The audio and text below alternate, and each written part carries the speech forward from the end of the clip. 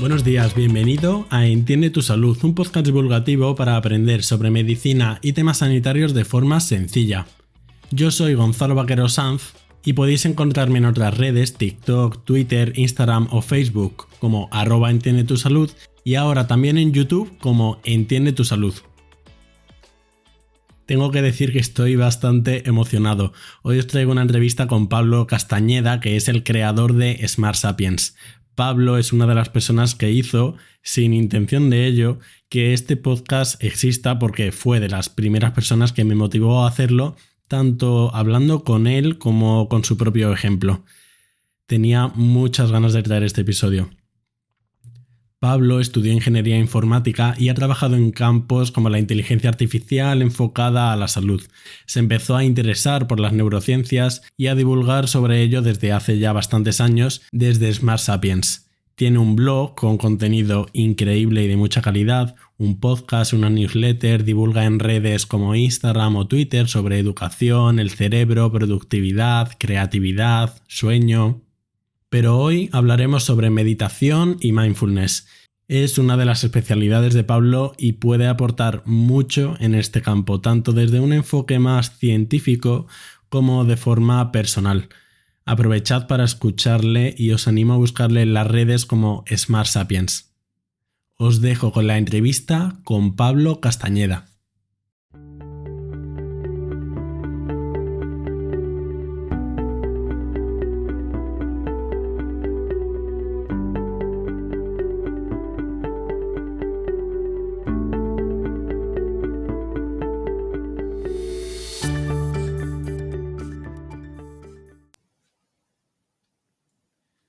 Buenos días, Pablo. Muchísimas gracias por venir. Muchas gracias, Gonzalo. Muy buenos días también.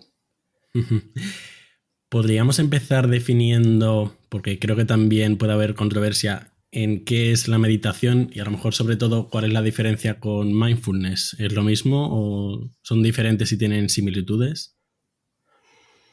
Bueno, no son la misma cosa. O sea, digamos que tanto el mindfulness, digamos la parte que sí que tienen en común, tanto el mindfulness como la meditación entran en juego en el estilo de vida actual, ¿no? De donde casi siempre estamos haciendo algo y nunca estamos, digamos, en reposo, y lo que nos ayudan es precisamente aprovechar nuestra consciencia, despejar nuestra mente de pensamientos, de emociones que impactan nuestra salud mental y demás, ¿no? En ese sentido, las dos, o sea, tanto mindfulness como meditación tienen que ver con el hecho de centrarse en el presente y cultivar la autoconsciencia, pero no son la misma cosa.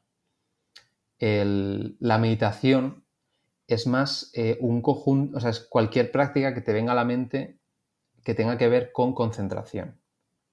Por ejemplo, ¿no? Atención a la respiración, las visualizaciones, todo lo que tenga que ver con calmar la mente, aumentar la concentración, cultivar la compasión, explorarse uno mismo, todo eso es lo que llamamos meditar. Y el mindfulness es una forma de meditación, pero al mismo tiempo es como una cualidad, en el sentido de prestar atención a cada momento del día. Mindfulness tiene más que ver con el estar comprometido con cada momento presente, ¿sabes? Sin ningún tipo de juicio, sin irte al pasado, al futuro. Es más un estado mental que puedes cultivar, no hace falta que te sientas en posición de loto, sino que puedes cultivar simplemente, pues por ejemplo, te viene la sensación, te está dando el sol, estás en la terraza, con esa sensación sobre la piel puedes practicar mindfulness, pero no estás meditando como tal. O sea, puedes practicar mindfulness comiendo, puedes hacerlo caminando, el mindful walking, escuchando música, cualquier percepción te puede ayudar a entrar en un estado de mindfulness. En ese sentido, o sea, y por resumir un poco, toda práctica de mindfulness es una forma de meditar, pero no todas las formas de meditar son necesariamente mindfulness. Genial, sí, justo iba a pedirte esa última aclaración. ¿Y por qué cultivar todo esto? ¿Qué beneficios se ha visto según los estudios científicos que tiene la meditación? Realmente cuando nos sentamos a meditar o cuando practicamos mindfulness, lo que estamos consiguiendo es dejar, como decía Viktor Frankl, el psiquiatra tan famoso, ¿no? Este espacio entre el self, entre lo que eres, tu sensación de yo, y tus respuestas abres un espacio abres más ese espacio para que tú seas más libre de decidir cuáles son tus respuestas o cómo te ves a ti mismo, etcétera. Es muy importante, por cierto, que no lo he dicho, cuando practicamos mindfulness, aunque luego quizás lo hablemos, el tema de la intencionalidad. Es decir, no te sientas a hacer mindfulness porque sabes que es un ejercicio con beneficios, ¿no? O sea, no te sientas porque tienes emociones negativas y te las quieres quitar. Eso es súper importante. Y luego también, en ese sentido, también la aceptación. Es decir, abrirte a la experiencia.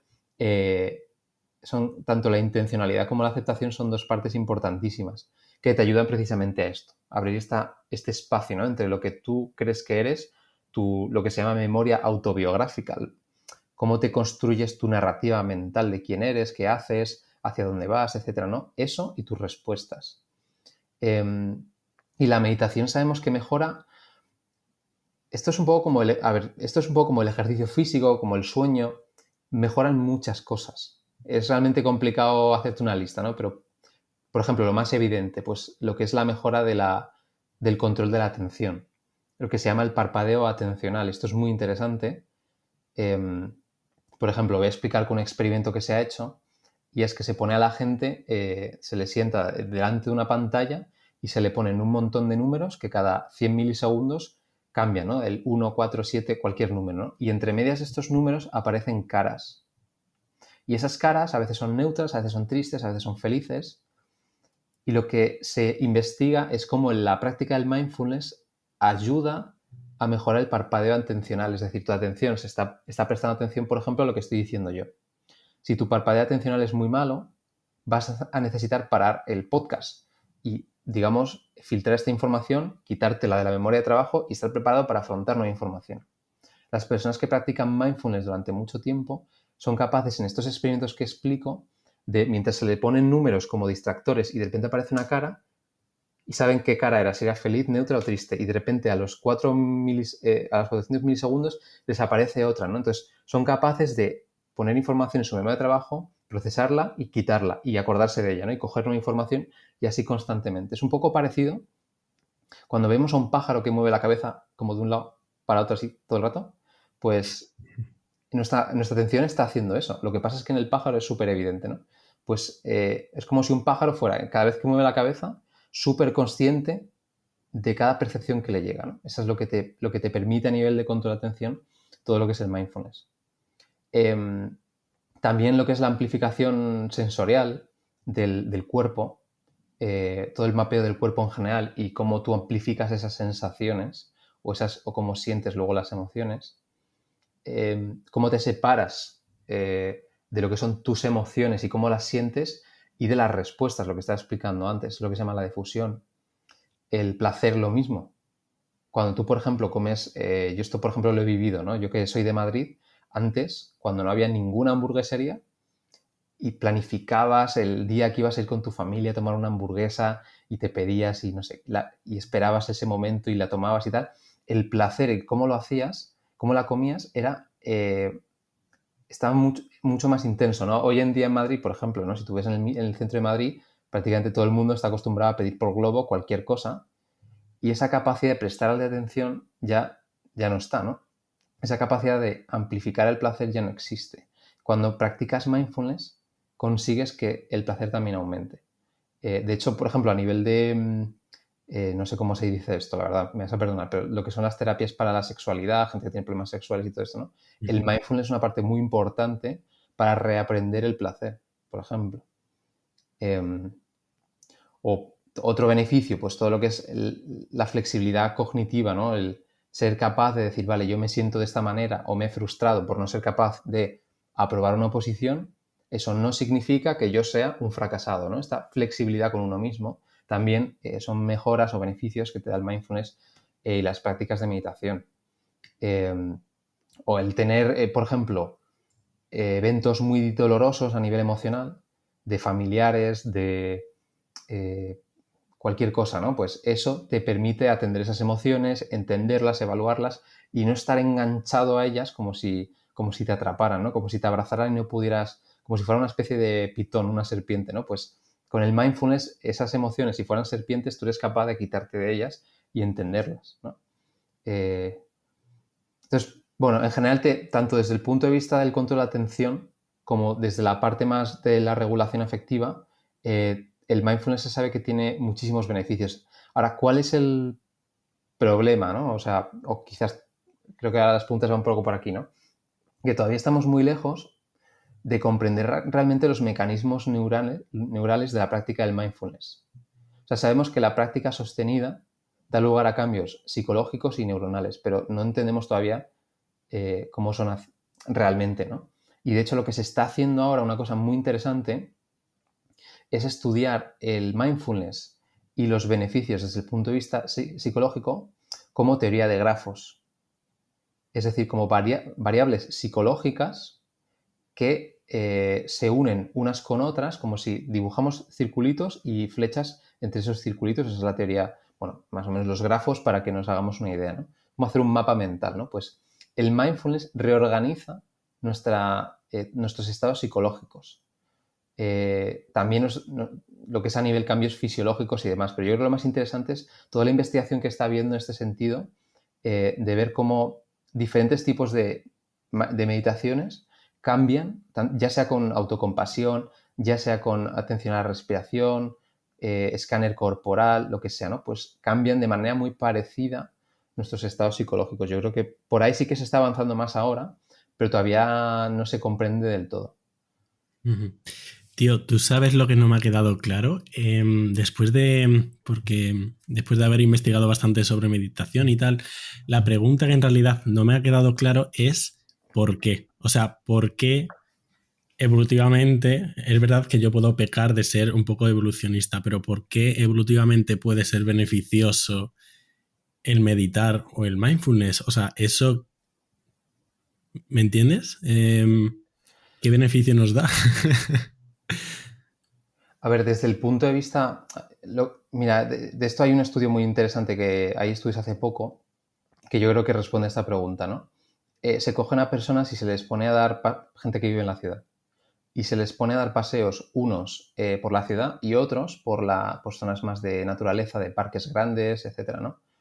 Entonces se ve que aquellas personas que dan paseos más por la naturaleza reducen la actividad de la amígdala. Es decir, la amígdala deja de secuestrar el resto de la actividad neuronal. Esto, a ver, nos podemos hacer muchas preguntas de realmente si los beneficios vienen de pasear al lado de los árboles o de estar fuera de la ciudad. ¿Cuál es aquí la visión que tengo yo?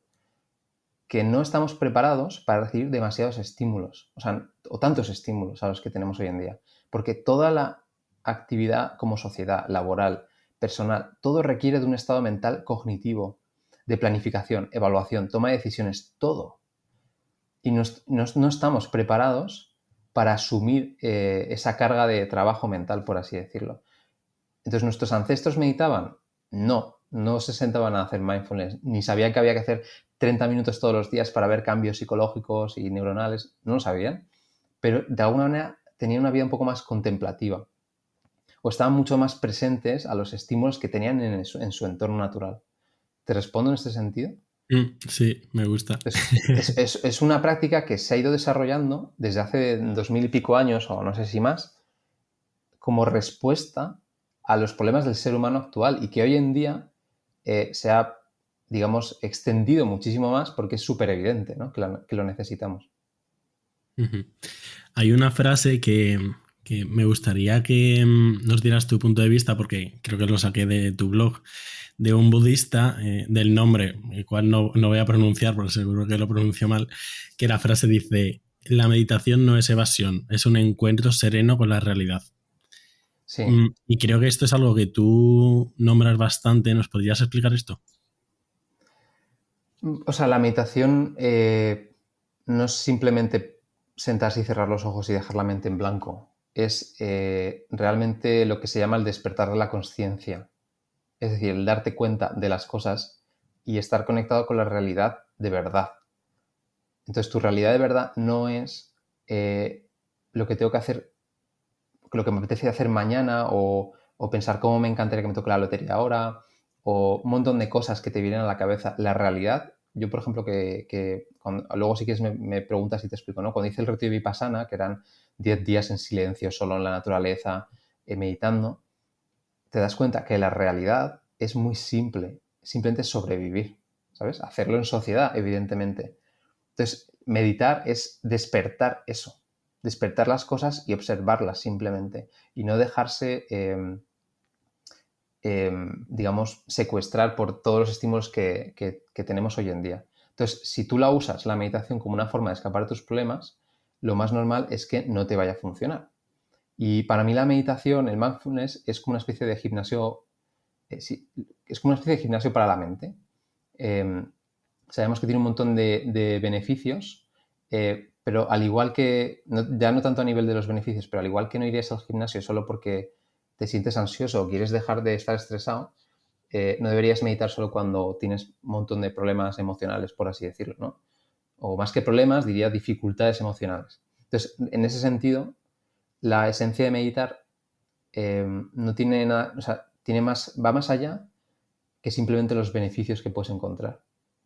Tiene, tiene más que ver con la mentalidad de cómo afrontas la vida, en el fondo, al final de todo, ¿sabes? Y de hecho hay estudios de esto, se sabe que la gente que afronta lo que te decía antes, la vida con esa aceptación y esa intencionalidad, que es igual que muchas veces decimos, ¿no? Yo quiero que mi hijo practique deporte porque le enseño unos valores de esfuerzo, de liderazgo, de no sé qué. Pues el mindfulness, la meditación te ayuda a esto, esta capacidad de ser intencional, de tener iniciativa, de observar las cosas, de aprender, ¿sabes? Va un poco por ahí. Y yo yo he aprendido que cuando estuve en el retiro de meditación, que ser abierto a estas experiencias emocionales difíciles que tenemos en el día a día, porque vamos a tenerlas todos, es el primer paso para aceptarlas y para tener una buena salud mental. Por eso meditar también te ayuda mucho a eso, ¿no? El problema es cuando afrontas la meditación desde el quiero quitarme las emociones difíciles, y es todo lo contrario, es aceptarlas el primer paso para mejorar tu salud mental. No sé si respondo un poco a tu pregunta. Sí. Me gustaría, ahora que has empezado con ello, que nos contases un poquito más a fondo cómo es tu experiencia en la meditación, más allá de porque me parece interesante conocer la opinión de alguien de primera mano, la tuya creo que es realmente interesante, aparte de porque eres neurocientífico, porque, bueno, creo, corrígeme, tú meditabas, después tuviste el retiro, que creo que para ti fue un poco un punto de inflexión, y después Sí. pues habrás seguido meditando. Bueno, iba a decir normal y corriente no, porque habrá habido un punto de inflexión. Y creo que escuché un podcast tuyo bastante largo escuchando este retiro tuyo, Vipassana, y me cambió bastante la perspectiva. Entonces, me gustaría que nos contases un poco tus aprendizajes, cómo empezaste a meditar, cómo ha cambiado a partir de ese retiro. Bueno, yo lo primero, o sea, realmente empecé a meditar porque yo me hice una pregunta y era, oye, las personas que tienen cierto éxito o que yo admiro, ¿por qué meditan? Entonces, primero dije, voy a meditar porque estas personas lo hacen, ¿no? Y luego empecé a aprender y darme cuenta. Y al principio lo hacía simplemente por los beneficios que yo creía que iba a tener. No tenía ni idea realmente de qué era meditar. Y pues me descargaba la típica aplicación y me ponía a hacer unos días de meditación y luego lo dejaba. Me compré un aparatito que te mide la actividad eléctrica cerebral, que es la frente, ¿no? Y medía el nivel de concentración y cómo de bien estaba meditando, ¿no? Se llama Muse. Y luego además, como, bueno, yo estudié ingeniería informática, pues podía bajarme los datos de mi propia actividad eléctrica cuando yo meditaba y hacía un poco mis virguerías y cosas, ¿no? Pero luego me di cuenta de que no sirve de nada. O sea, realmente si quieres estudiar bien cómo meditas, te tienes que meter en un laboratorio con un gorro, con unos cuantos electrodos mucho más caros y todo eso, ¿no? Y, y bueno, yo iba meditando poco a poco, pero era más para que la gente me entienda, era más un hábito que yo tenía una checklist de mi rutina matutina. Simplemente. Igual que bebes agua, igual que haces X o Y, pues yo meditaba. Entonces, por eso yo no era realmente intencional meditando, no entendía qué era la meditación. Y luego cuando sí que fui al retiro Vipassana, pensé, bueno, yo ya he meditado durante bastantes años de forma muy regular, pero he ido meditando. Probablemente esto para mí sea un paseo y probablemente sea un disfrute. Y me acuerdo que, bueno, básicamente para que la gente pueda entender el retiro, lo explico resumidamente. Tú vas a un sitio, esto era en Ávila, al lado de Madrid, 10 días. es una fundación que se mantiene de los propios alumnos que han pasado por los retiros, cosa que a mí me convencía mucho. Digo, joder, la gente que termina esto hace donaciones para que se mantenga todos los lugares de meditación, los centros, las personas que trabajan aquí. O sea, digo, joder, esto me demuestra que realmente venir a un sitio que para mí parece una secta, creo que realmente tiene algo mucho más allá. Y entonces, bueno, estuve durante unos cuantos días meditando y lo que hacía era meditar en periodos largos de 1 hora, para mí largos, porque luego descubrí que no eran tan largos. Y claro, yo creía que iba súper preparado. Y digo, voy a aprender la técnica Vipassana y va a ser un retiro, digamos, precioso, voy a estar yo solo, sin hacer nada realmente. No sé, va a ser como un ejercicio, como si piensas en dar la vuelta al mundo o tomarte un año sabático o estar de vacaciones tú solo, pues una cosa de este. Entonces, ¿qué pasa? Que luego llego allí, primera diferencia que yo me encuentro. Y todo esto tiene que ver con el mindfulness, lo digo para que la gente no se pierda. Yo llego allí y me hacen 4 preguntas para ver si tengo algún trastorno mental y tengo algún problema, ¿no? Nada. Doy mi móvil, doy mis pertenencias, básicamente el móvil yo creo que era, y tienes tu ropa y creo que ya está. Bueno, tu ropa y el aseo. Entonces llegas a tu habitación, como era COVID, no había nadie al lado, o sea, yo dormía solo. Y nada, dejo ahí mi ropa y punto, ¿no? Y no tenía móvil, no tenía lápiz, no tenía música, no había nada, ningún tipo de distracción, nada más que yo mismo y lo que había alrededor. Entonces de repente dejo todo y digo, ostras, y llevaba como 2 minutos y digo, ¿qué me está pasando? ¿Por qué me está entrando como ansiedad? Y entonces me voy otra vez al recepcionista y tal, y me dice, espérate en tu habitación, porque quedan como 2 horas para empezar el retiro, entonces ya os explicaremos qué hay que hacer a partir de ahora y cuándo ya podemos entrar en silencio, ya no hay contacto social, etcétera, ¿no? Porque hasta entonces la gente pululaba por allí, pero nadie estaba realmente empezando a cumplir las normas, ¿no? Total, que me voy a mi habitación y estuve como media hora y lo pasé fatal. Y todavía ni había empezado. Y había una gran diferencia. Cuando yo estaba practicando en mi casa, sentado en el suelo sin hacer nada más durante 1 hora, tenía la posibilidad de coger el móvil, de irme a la nevera y comer algo, de llamar a alguien, de cualquier cosa que fuera, ¿no? Existía esa posibilidad. Porque yo a nadie le había dicho en ese momento que no lo iba a hacer. Pero en el retiro de Vipassana te has comprometido a quedarte ahí 10 días desde que entras tu móvil. Evidentemente te puedes ir, ¿vale? O sea, si no, pues estaría prohibido, sería ilegal, pero la diferencia es muy grande entre la posibilidad de poder hacerlo y la de no hacerlo, ¿eh? Y nada, ya empezó el retiro y era eso, te levantabas a las 4 y pico de la mañana, había gente que se levantaba a las 6 de la mañana como yo porque pasábamos de hacer la primera meditación y luego es todo el día intercalando meditaciones de 1 hora a 1 hora y media, no me acuerdo, con periodos, un poco de descanso para caminar por la finca y comer. Y a todo esto no puedes establecer contacto visual con las personas, salvo si vas a comer y te van a poner un plato de lentejas y le haces como una seña de ponme un poco más, ¿no? Pero es básicamente eso, es estar tú solo en introspección máxima durante 10 días. Y fue la experiencia más dura de mi vida, te lo diría. Bueno, no sé si la más dura, pero top 3, ¿eh? Y probablemente de las más duras que tenga yo nunca, salvo que me pase algo horrible, pero es muy duro, pero a la vez es un aprendizaje y, ¿sabes? Yo digo, joder, si para mí está siendo muy duro y me considero una persona perfectamente capaz de pasar este proceso y este aprendizaje, según pasaban los días digo, oye, ¿y el resto de personas tampoco abandonan, eh? Nadie abandonaba.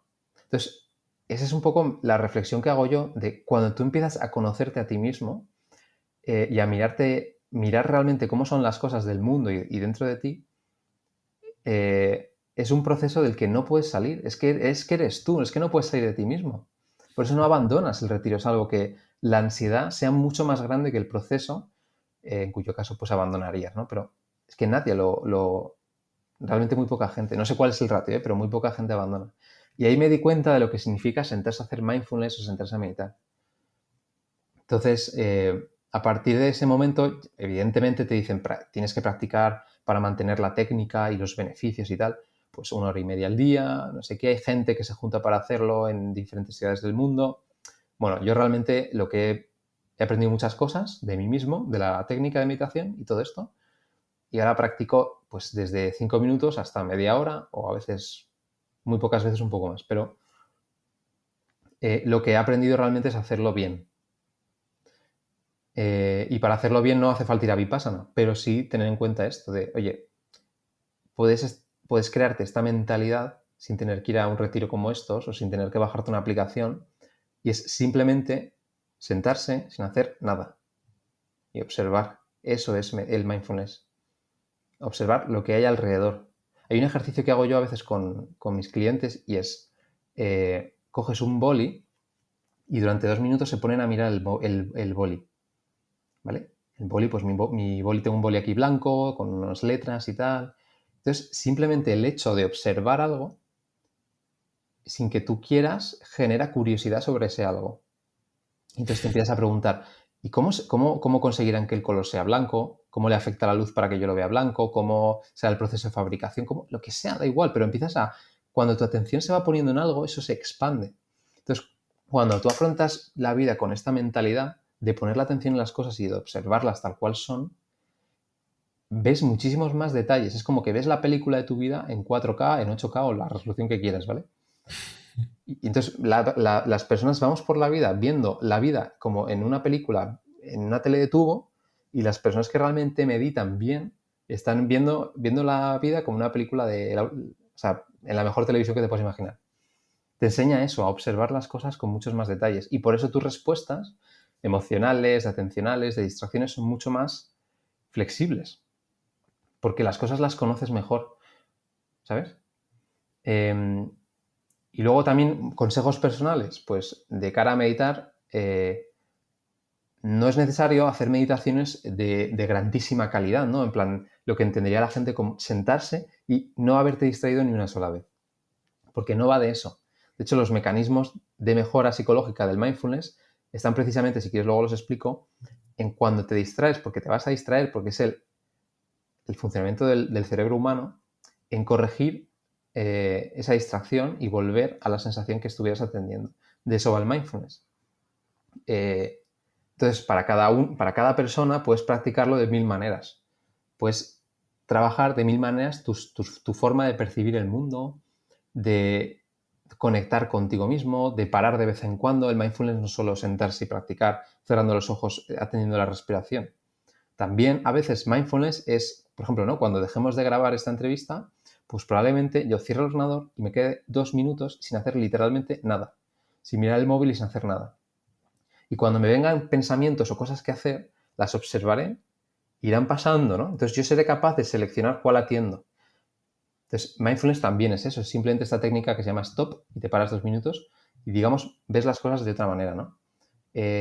Hay muchas personas a veces que me dicen, ¿no? ¿Yo cómo puedo practicarlo y demás? Pues a veces cuando estás trabajando, en un pequeño descanso que tengas o cuando, pues por lo que sea, por el tipo de trabajo que tengas, puedes dejar de prestar atención durante unos cuantos minutos, tendemos a coger el móvil y mirar cualquier cosa porque dices, total, si ahora tengo que volver a prestar atención al trabajo, ¿no? Oye, pues coge ese momento, esos minutos y no hagas nada y observa. Y no es una pérdida de tiempo, porque mirar hacia adentro, hacia uno mismo, nunca es una pérdida de tiempo. Ojo, que distraerse con el móvil puede estar bien, yo no digo que no, de hecho yo casi todos los días lo hago, cuando digo, venga ya, conscientemente digo, me voy a distraer un rato que me apetece. Pero en todos estos momentos que queremos escapar de nuestros estados mentales, de nuestras sensaciones y tal, lo que hacemos es cogemos el móvil y digamos, nos anestesiamos mentalmente. Pues si coges y decides que no lo vas a hacer, empiezas a observar las cosas con muchos más detalles. Sí, pero la diferencia es eso, conscientemente. Claro. Esto me parece muy poderoso porque rompe mucho el paradigma de que meditar es sentarte a concentrarte en tu respiración. A lo mejor me ha gustado mucho la metáfora del túnel, creo que es bastante buena. Al final creo, corrígeme, que la meditación o el mindfulness sí es más una forma de vida, supongo, más que una práctica rutinaria. Y sí que me gustaría que incidieras un poco más en qué hacer cuando te viene un pensamiento. Yo medito todas las mañanas, bueno, todos los días cuando puedo, 15 minutos. Probablemente esté en el paso previo tuyo antes de ir al retiro.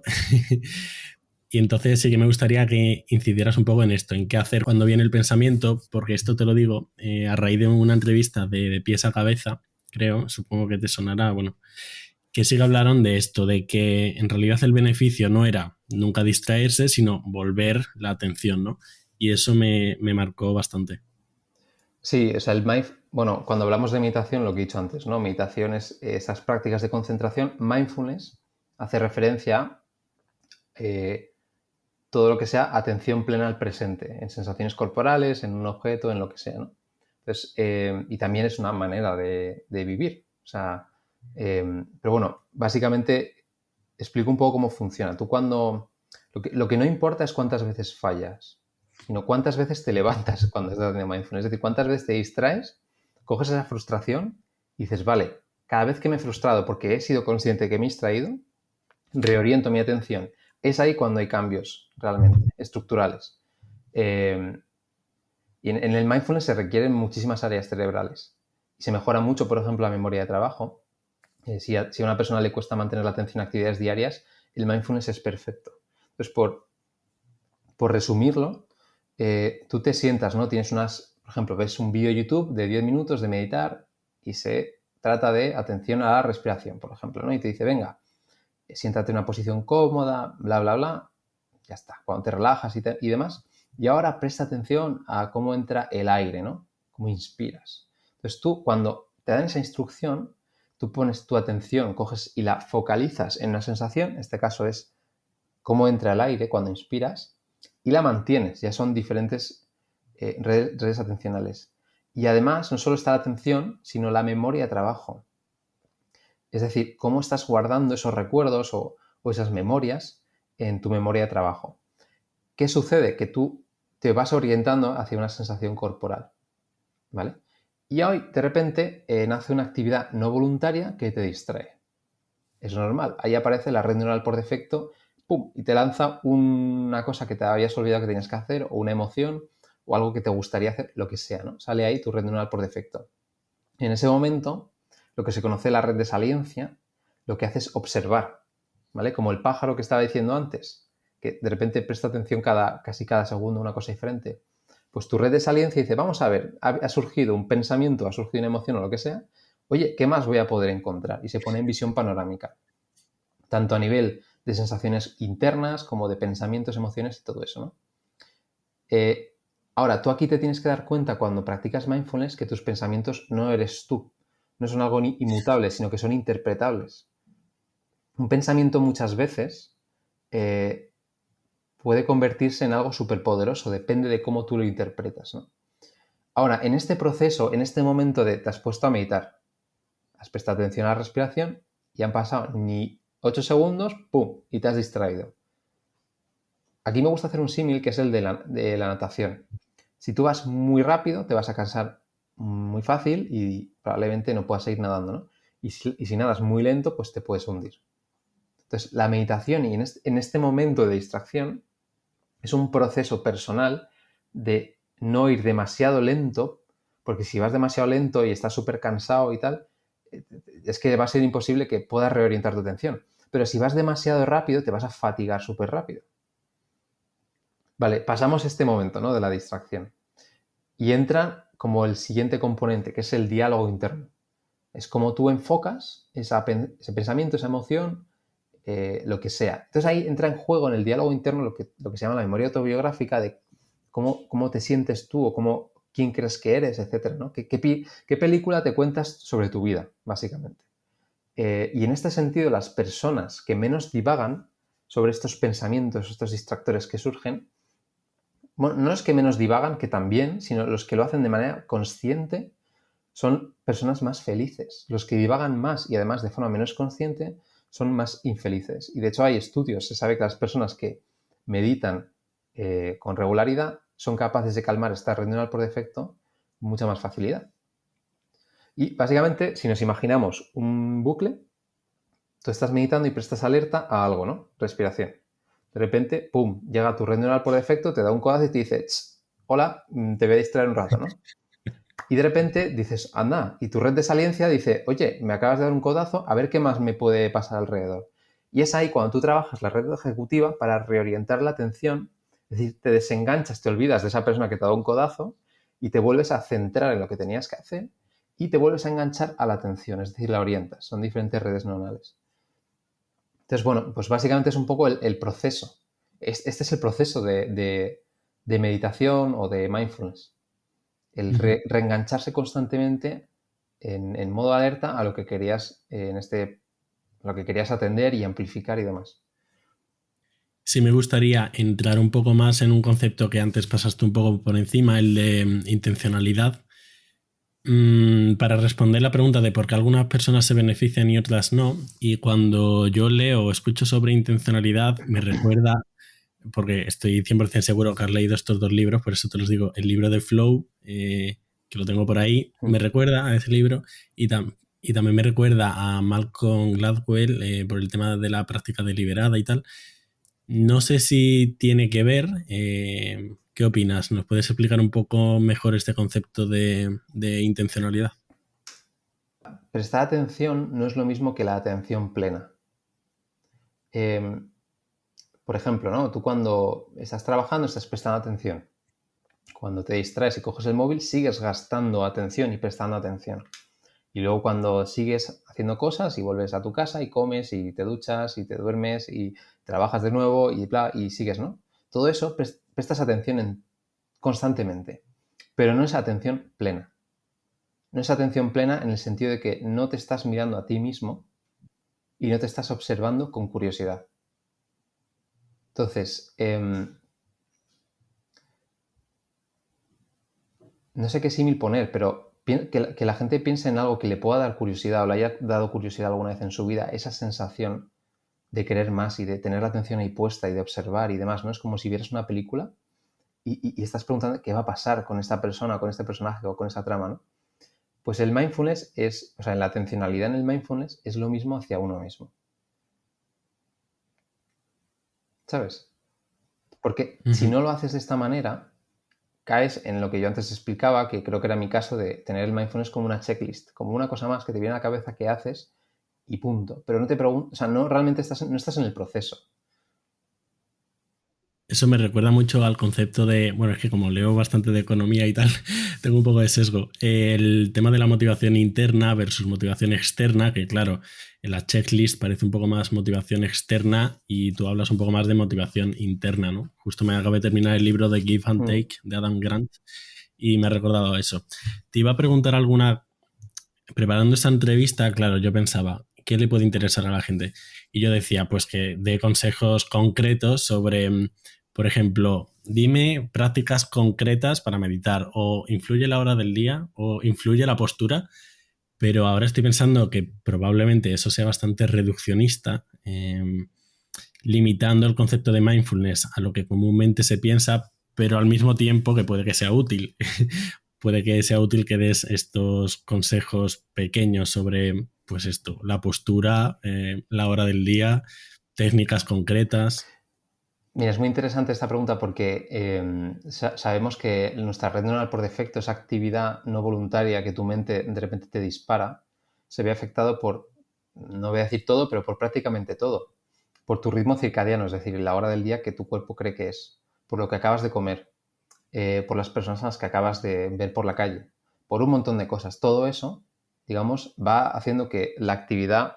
Esto muchos neurocientíficos lo comparan con la materia oscura, ¿no? Con esa materia del universo que no vemos, pero que está ahí. Con la energía oscura, perdón, no con la materia oscura. La actividad de la red neuronal por defecto es un poco eso.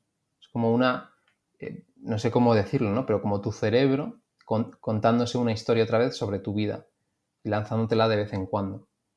Entonces eso va cambiando a lo largo del día y cómo medites o hagas mindfulness va a cambiar según la hora del día. Lo que se suele recomendar y lo que yo he descubierto que es verdad es que cuando tú te levantas por la mañana, de alguna manera tus dinámicas mentales o tus redes neuronales, o sea, tus ondas cerebrales están en un estado más meditativo, igual que por la noche, precisamente porque están haciendo la transición entre la vigilia y el sueño. Y ahí es más fácil meditar, hacer esta práctica. Que en el día a día, cuando ya en tu memoria de trabajo, por ejemplo, hay un montón de cosas, si tú te pones a meditar a las 12 de la mañana cuando de repente has parado a hacer una de las tareas de tu trabajo, es muy difícil porque todavía tienes un montón de... es como si hubieras enchufado un USB si tu cabeza es un ordenador, has enchufado un USB y acabas de copiar un montón de datos al ordenador. Y de repente los tienes que quitar todos y quitar el USB para poder dar espacio a otra cosa, ¿no? Es un poco para que se entienda, ¿no? Que en ese sentido es muy difícil. Ahora, muy difícil sentarse a meditar, pero la capacidad que tenemos cada uno de nosotros, esta libertad de amplificar cualquier sensación, sea el momento del día que sea, eso lo podemos hacer siempre, en cualquier sitio. Entonces, mi consejo es que, y lo que se aconseja, de hecho, yo cuando he hecho algún curso, siempre dicen, haz prácticas formales de sentarte 30 minutos en silencio, sin ruidos, etcétera, a primera hora del día y al final. De hecho, la última te ayuda mucho a dormir. Hay un consejo de un autor que me gusta mucho, que tiene un libro que se llama The Almanac of Naval, bueno, de un inversor muy famoso y demás. Y dice, el secreto último, si tienes problemas para dormir, es meditar. Porque meditar hace que te duermas cuando ya es por la noche, ¿no? Y luego durante el día hacer prácticas informales.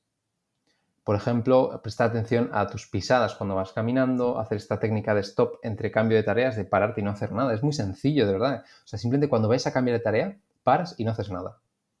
O, por ejemplo, cuando vas a tomar el sol, pues prestar atención a la sensación del sol. ¿En qué parte del cuerpo te está dando? ¿Cómo la sientes? ¿Cómo te pica el sol, ¿no? Por ejemplo, ahora en verano o en invierno dices, joder, no siento nada del sol prácticamente. O la sensación va, o vas más allá y dices, oye, ¿y si me quedo un minuto mirando el sol?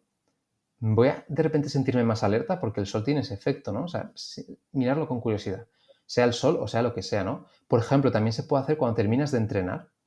Vas a hacer, yo que sé, ahora estoy haciendo CrossFit, ¿no? Cuando terminas de entrenar y te paras un momento y dices, voy a prestar atención, aunque cuesta mucho porque estás jadeando y estás respirando muy fuerte, voy a prestar atención a mi cuerpo. Es un momento muy bueno. Además, hay una sensación que se amplifica muy fácil, que es la fatiga, que está por todo el cuerpo, ¿no? Entonces, en general, prestar atención a sensaciones y amplificarlas. Esto es un poco mis consejos. Prácticas formales por la mañana y por la noche y informales durante el resto del día. Y esto tiene muchísimos beneficios, vamos, de lo que hemos ido hablando ahora. Pero vamos, por resumirlo, lo que te da es capacidad de autoconsciencia, de darte cuenta de todo, de ver las cosas con más detalle, de ser más curioso y de dirigir mejor tu vida sin que te enganches en cualquier dinámica política, cultural, que te han regañado tus padres, lo que sea, ¿no? En general es capaz de desengancharte de los estados mentales y ponerte tú a conciencia en el estado mental que te apetece. Me ha gustado la diferencia esta de formal versus no formal. Ya para ir terminando, porque si no se nos va a eternizar, se me pasa volando. Claro, yo te iba a hacer una pregunta que seguro que a algún oyente se le ha venido a la mente, que es ¿cuánto tiempo es necesario para empezar a ver estos beneficios? Pero también yo me pongo a pensar que ¿qué más da? Es como si te digo cuánto tiempo necesitas comer sano para... No, el mejor momento fue ayer y el segundo mejor momento es ahora, ¿no? Entonces, igual viene poco a cuento. Y te quería preguntar, en lugar de eso, aunque te doy opción a responder lo que tú quieras, a lo mejor para los más escépticos o más con un sesgo más científico, cuando se hacen pruebas de resonancia magnética funcional, ¿qué diferencias, aunque no es la mejor prueba, pero bueno, es la que tenemos, qué diferencias se ven en los cerebros de alguien que lleva tiempo meditando versus una persona que no suele meditar?